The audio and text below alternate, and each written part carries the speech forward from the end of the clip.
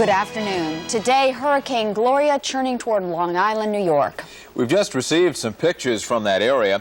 Already the storm has sent huge waves crashing onto the beach. In nearby Connecticut, officials are worried many residents won't leave and yachts remain exposed to the wind and rain.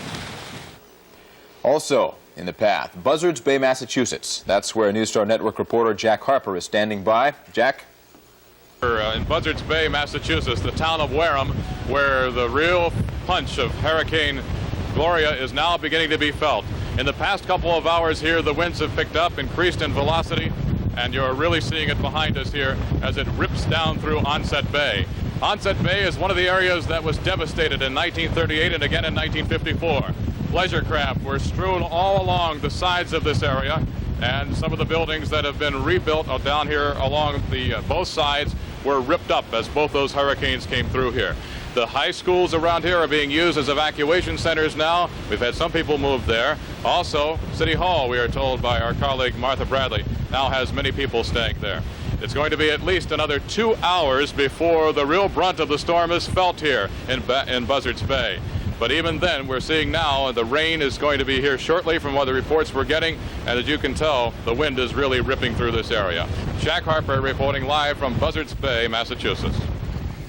An important note, as Gloria moves north, some airports are closing down. In South Florida, many flights to New York are delayed or canceled. That's right, Peter. And if you have tickets, it's best to check with the airline before going to the airport.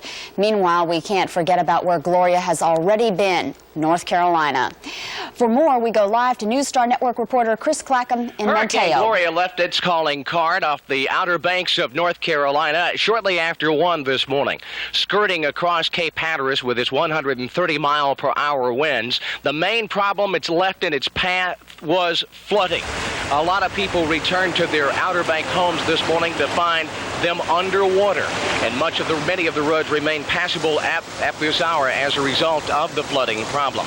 Also, a number of power outages. Power outages remain a problem still at this hour as well. Many of the homes in the area still affected by downed power lines. Also, a power outage and a power problem was the reason for a fire in Manteo, North Carolina this morning that totally destroyed a hardware store.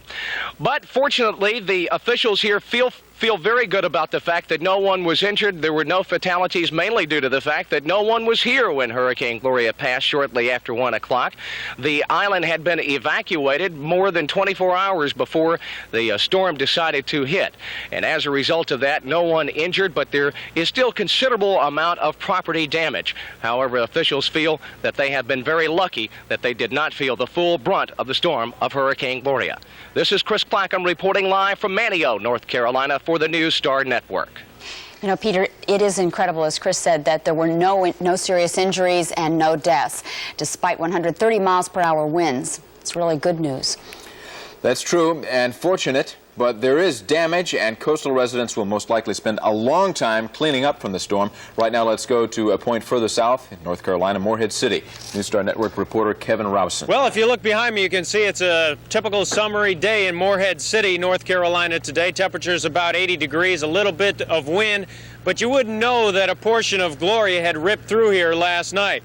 We've been up and down the North Carolina coast south of here. In Wrightsville Beach last night, in Wilmington, North Carolina, probably the most populated area along the coast.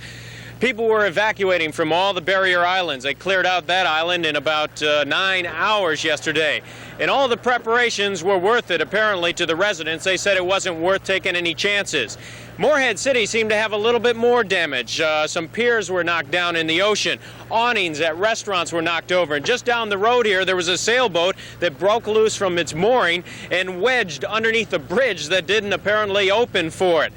But nobody has been injured here, and the people feel that Gloria could have been a lot worse.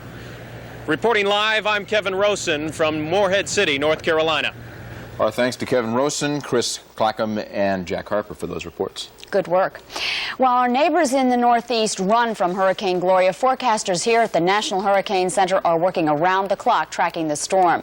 For the latest on Gloria's path, we now go to News Center 7's Brian Cabell live at the center in Coral Gables. Brian?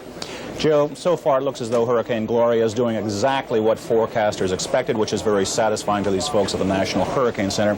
Our understanding right now is that the eye is just in the region of Long Island at this point. Now, what about the big cities, the major cities? What are the chances the eye will pass within 65 miles of those major cities?